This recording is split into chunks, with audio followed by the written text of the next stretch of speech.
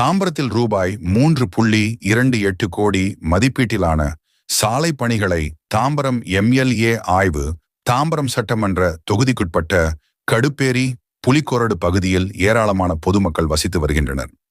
மலைப்பகுதியை ஒட்டியிருக்கும் பகுதி என்பதால் புலிக்கொரடு பகுதிக்கு சாலை, தெருவிளக்கு, குடிநீர் போன்ற எந்த ஒரு அடிப்படை வசதிகளும் இல்லாமல் சுமார் 50 ஆண்டுகளுக்கும் மேலாக அப்பகுதி பொதுமக்கள் கடும் சிரமத்திற்கு ஆளாகியிருந்தனர்.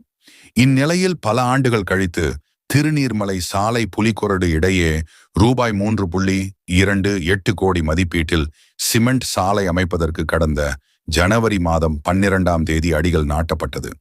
இந்நிலையில் நேற்று தாம்பரம் சட்டமன்ற உறுப்பினர் சரத்குமார் அதிகாரியுடன் சாலை பணிகளை திடீர் ஆய்வு மேற்கொண்டு பணிகளின் நிலை குறித்து கேட்டறிந்தார். மேலும் தமிழக வெற்றிக் கழக ஆட்சியில் தாம்பரம் சட்டமன்ற தொகுதி முழுவதும் கிளீன் தாம்பரமாக இருப்பதற்கான நடவடிக்கைகளை அதிகாரிகள் மேற்கொள்ள வேண்டும்.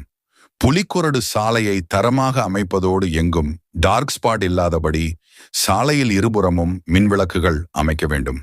அப்பகுதி பொதுமக்களின் கோரிக்கையின்படி அப்பகுதி முழுவதும் கண்காணிப்பு கேமராக்கள் அமைக்க வேண்டும்.